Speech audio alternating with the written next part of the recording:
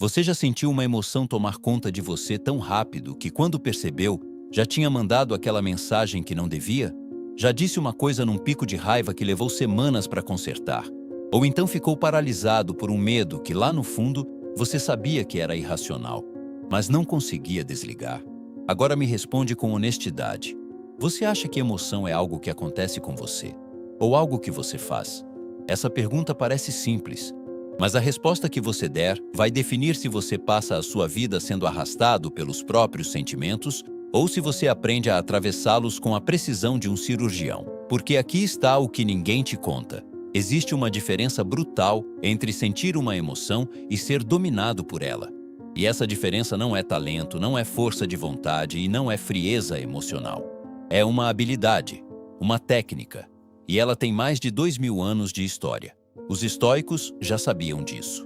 Epicteto, um homem que nasceu escravo e tornou-se um dos filósofos mais influentes da história, desenvolveu um sistema mental que ele usava para sobreviver em condições desumanas. E o princípio central desse sistema, entre o estímulo e a resposta, existe um espaço. E nesse espaço está o seu poder. A neurociência moderna levou décadas para chegar à mesma conclusão que ele enunciou apenas com palavras, andando descalço num mundo que não o respeitava. Neste vídeo, você vai aprender como acessar esse espaço, como pausar a tempestade por tempo suficiente para escolher quem você quer ser no momento mais difícil. E vai entender por que, quando você domina isso, parece quase injusto comparado com quem nunca aprendeu. Não é magia, não é repressão. É filosofia aplicada na velocidade da vida real. Vamos começar. Imagine dois homens, mesma situação. O chefe manda um e-mail agressivo, público, na frente de toda a equipe. Injusto, humilhante, desnecessário. O primeiro homem sente o peito esquentar. Os dedos vão para o teclado. Ele digita uma resposta que vai destruir a relação profissional que levou anos para construir. Manda. E 5 minutos depois, ele já sente o peso do erro. O segundo homem lê o mesmo e-mail. Sente o mesmo peito esquentar. Mas então algo acontece. Ele para, respira, e por algum motivo que parece quase sobrenatural, ele consegue esperar. Não porque não sente a raiva, ele sente. Mas ele não é a raiva. E quando responde, responde de um lugar diferente. O que separa esses dois homens não é inteligência, não é autoestima, não é nem sequer experiência de vida. É uma coisa só: o conhecimento do mecanismo. Aristóteles foi o primeiro a tentar mapear esse mecanismo de forma sistemática. No livro de Ânima e depois em sua Ética a Nicômaco, ele propôs que as emoções, o que ele chamava de patos, não são simplesmente reações automáticas. São estados da alma que envolvem uma crença sobre o mundo. Você não sente medo do nada. Você sente medo porque avaliou algo como perigoso. Você não sente raiva do nada. Você sente raiva porque julgou que houve uma injustiça. Isso parece óbvio quando você lê assim. Mas as implicações são revolucionárias. Se a emoção nasce de uma avaliação, então mudar a avaliação muda a emoção. Você não precisa lutar contra o que sente. Você precisa entender de onde isso veio. E aí, pela primeira vez, você tem escolha. Avance 2000 anos. Em 1962, o psicólogo Albert Ellis publicou um livro chamado Reason and Emotion in Psychotherapy, onde apresentou o que ficou conhecido como RBT, Terapia Racional Emotiva Comportamental. Sabe qual era a base teórica que ele citava como inspiração? Os estoicos, especificamente Epicteto, que disse: os homens não são perturbados pelas coisas, mas pelas opiniões que têm sobre as coisas. Ellis simplesmente pegou essa frase e construiu uma escola inteira de psicoterapia em cima dela, e o que décadas de pesquisa em neurociência confirmaram. E quando você tem um pensamento automático sobre uma situação, isso é humilhante, estou em perigo, perdi o controle. É esse pensamento que ativa a amígdala cerebral, que dispara o cortisol, que acelera o coração, que fecha o raciocínio lógico. A emoção não vem antes do pensamento. Ela é o resultado do pensamento. Muito frequentemente, de um pensamento tão rápido que você nem percebe que aconteceu. E é exatamente aí que o jogo vira, porque se existe um pensamento antes da emoção, por menor, por mais veloz que seja, existe um ponto de entrada, uma janela. Um lugar onde você pode intervir antes de ser arrastado. É sobre isso que vamos falar. E ao final você vai entender por que essa habilidade parece injusta para quem a tem. Porque enquanto todo mundo está reagindo, você vai estar escolhendo. Vamos ser honestos sobre algo desconfortável. A maioria das pessoas cresceu aprendendo uma de duas coisas sobre emoções. Ou que você deve expressá-las todas, porque reprimir é perigoso, ou que você deve controlá-las, porque mostrar fraqueza é errado. E os dois extremos criaram gerações de pessoas que ou explodem ou implodem, mas nunca aprenderam a navegar. E o problema não é falta de vontade, é falta de mapa. Pense na última vez que você perdeu o controle emocional. Pode ter sido raiva, ansiedade, ciúme, vergonha, insegurança, não importa qual. Agora me diga, você escolheu sentir aquilo com aquela intensidade? Você decidiu reagir daquele jeito? Quase certamente não. E isso gera um paradoxo angustiante. Você é um ser que toma decisões conscientes em quase tudo. O que vestir, o que comer, o que responder numa mensagem de texto. Mas nas horas que mais importam, nas situações de maior pressão, parece que alguém te sequestra por dentro e age no seu lugar. Os psicólogos chamam isso de sequestro da amígdala, o conceito que Daniel Goleman popularizou no livro Inteligência Emocional. A amígdala, aquela estrutura primitiva no centro do seu cérebro, foi projetada pela evolução para uma coisa: sobreviver. Não para ser feliz, não para ter relacionamentos saudáveis, sobreviver. E quando ela detecta uma ameaça, real ou percebida, ela sequestra o córtex pré-frontal, que é onde fica seu raciocínio lógico, sua empatia, sua capacidade de ver o longo prazo. E você fica temporariamente à mercê do seu cérebro reptiliano. Isso era ótimo quando a ameaça era um predador na savana. É uma catástrofe quando a ameaça é um comentário passivo-agressivo numa reunião de trabalho. Mas aqui está o dilema real, o que torna tudo isso tão complicado. Sentir emoções intensas não é um defeito. É o que te torna humano. Epicteto não dizia que o sábio não sente. Dizia que o sábio não é dominado pelo que sente. Marco Aurélio, imperador de Roma, homem que tinha poder sobre metade do mundo civilizado, escrevia à meia-noite em seus diários pessoais sobre a dificuldade de controlar a própria impaciência, a própria vaidade, o próprio medo de morrer. Ele era o homem mais poderoso do planeta e lutava contra os mesmos demônios que você. A diferença é que ele tinha uma prática. E essa palavra, prática, é onde a maioria das pessoas comete o maior erro ao tentar trabalhar as próprias emoções. Elas tratam regulação emocional como uma decisão que se toma no momento da crise. Como se fosse possível aprender a nadar durante o naufrágio. Não é assim que funciona. Imagine que sua emoção é um cavalo selvagem. Quando ele dispara em pânico, tarde demais para jogar rédea. A janela de intervenção é antes. É no treino, é na prática diária, é no desenvolvimento de um vocabulário interno que te permita reconhecer o que está acontecendo enquanto acontece, não depois. E esse é o dilema que a filosofia e a psicologia juntas respondem de forma tão elegante que parece trapaça. Você não aprende a controlar emoções durante as emoções. Você aprende a criar condições cognitivas, corporais, filosóficas, que fazem com que o espaço entre o estímulo e a resposta seja grande o suficiente para caber uma escolha. E tudo começa com entender por que você acha que não tem escolha. Vamos desmontar a ilusão mais perigosa sobre emoções. A ilusão é essa: eu sinto o que sinto e não posso fazer nada. Essa crença parece compassiva, parece honesta, mas na verdade ela é uma das formas mais sofisticadas de abdição de responsabilidade que a mente humana desenvolveu. E os estoicos tinham um nome para ela: synkatathesis, o assentimento. O momento em que você concorda, mesmo que inconscientemente, em deixar a impressão tomar conta de você. Epicteto explicava assim: quando uma impressão chega à sua mente, um insulto, uma notícia ruim, um olhar de desaprovação, ela não vem sozinha. Ela vem com uma proposta. A proposta diz: isso é terrível, você deveria sofrer.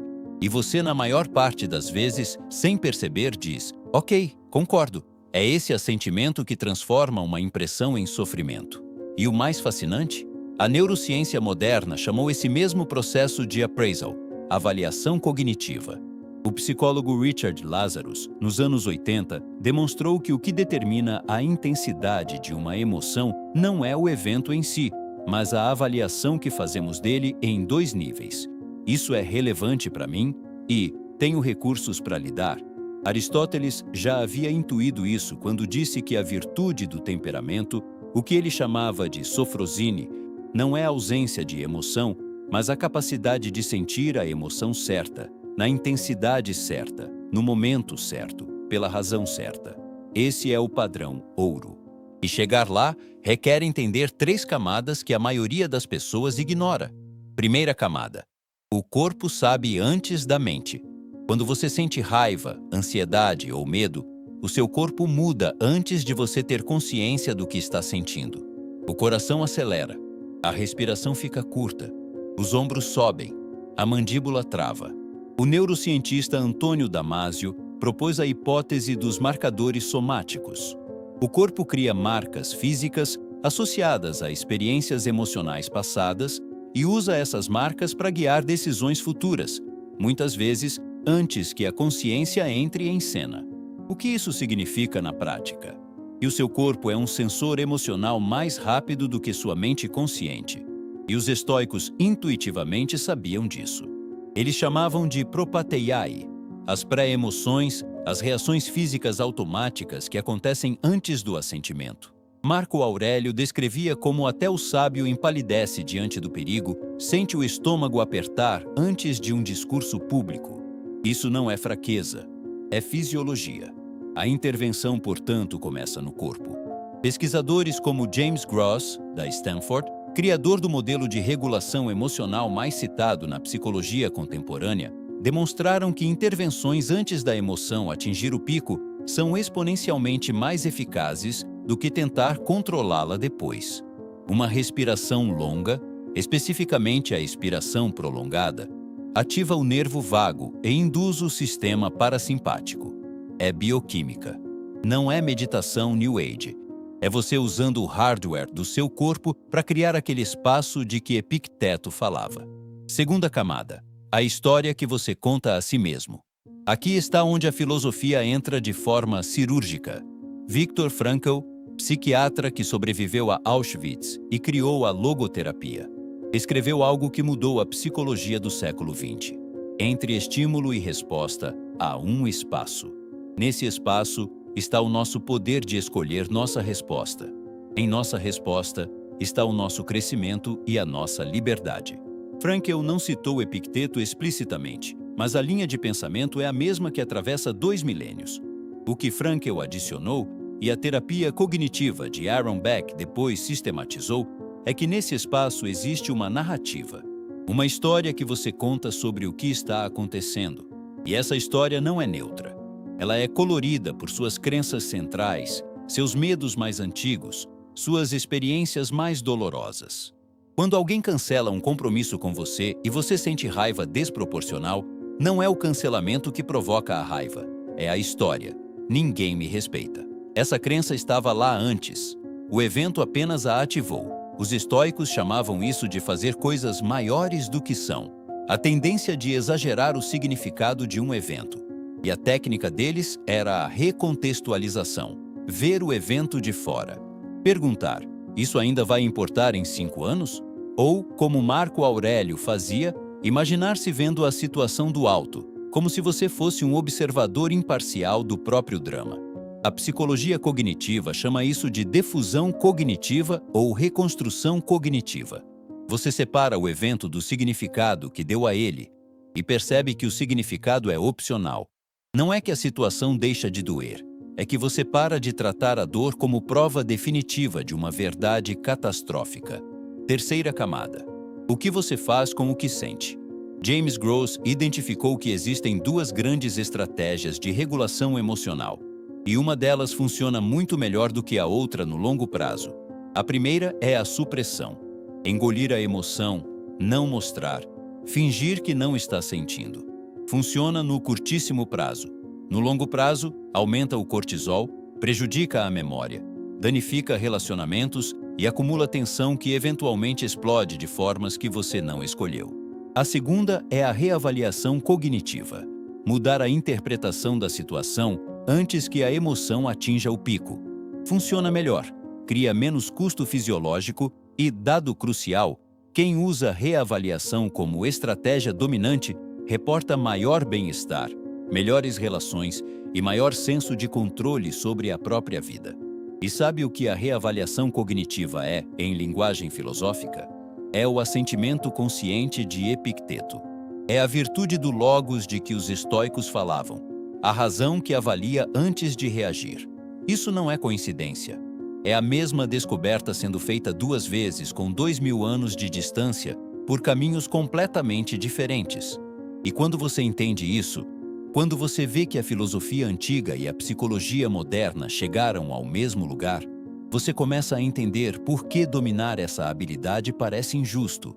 Porque enquanto a maioria das pessoas está sendo arrastada pelo corrente de emoções que não escolheram, você está nadando com propósito, na mesma água, usando o mesmo corpo, mas sabendo algo que eles não sabem. O nome disso, segundo Aristóteles, é phronesis, sabedoria prática. A capacidade de agir certo no momento certo pela razão certa. Não é superpoder, é treinamento. Vamos voltar aos 2 homens do começo. O que diferenciava o segundo homem não era que ele não sentia a raiva. Não era que ele era mais frio, mais distante, menos humano. Era que ele tinha construído ao longo do tempo um espaço interno, uma espécie de sala de controle, onde ele podia observar o que estava acontecendo sem imediatamente ser engolido por isso. Esse espaço não surgiu do nada. Foi construído, tijolo por tijolo, com prática. E aqui está o que eu quero que você leve deste vídeo, não como um conceito intelectual, mas como uma ferramenta. A emoção não é sua inimiga, é uma mensageira. A raiva diz, algo que você valoriza foi ameaçado. O medo diz, algo que você ama pode ser perdido. A tristeza diz, você está de luto por algo que importava. Cada emoção carrega informação. O problema não é senti-las. O problema é confundir a mensageira com a mensagem e deixá-la assumir o comando. Epicteto não dizia para você ser de pedra, ele dizia, ouça, avalie, então escolha. Viktor Frankl não negou o sofrimento nos campos de concentração. Ele encontrou dentro de condições que nenhum de nós jamais vai enfrentar, uma liberdade que ninguém pôde lhe tirar. A liberdade de decidir o que aquilo significava para ele. E Aristóteles, que passou a vida inteira tentando entender o que é ser humano da melhor forma possível, concluiu que a excelência não está em não sentir, mas em sentir com sabedoria. A regulação emocional não é sobre se tornar uma versão mais apagada de si mesmo. É sobre se tornar uma versão mais intencional, mais presente, mais livre. Porque quando você para de ser reativo, você começa a ser responsivo. Quando para de ser arrastado, começa a navegar. Quando para de dizer, eu não tinha como não reagir assim, e começa a perguntar, que resposta serve quem eu quero ser? Você atravessa uma fronteira que a maioria das pessoas nunca descobre que existe. E a beleza cruel disso é que a maioria das pessoas vai continuar sem saber. Vai continuar achando que emoção é destino, que raiva é justificada, que medo é intransponível, que ansiedade é quem elas são.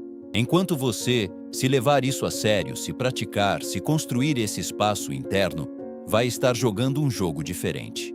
No mesmo mundo, com as mesmas pressões, mas com uma vantagem silenciosa e devastadora. É quase injusto, mas só quase, porque essa habilidade está disponível para qualquer um, sempre esteve. Desde Epicteto na Grécia, passando por Marco Aurélio governando Roma, chegando até Viktor Frankl, sobrevivendo ao impensável. A pergunta não é se você pode desenvolver isso. A pergunta é, você vai? Se esse vídeo fez você questionar algo sobre a forma como você reage, compartilha com alguém que precisa ver isso.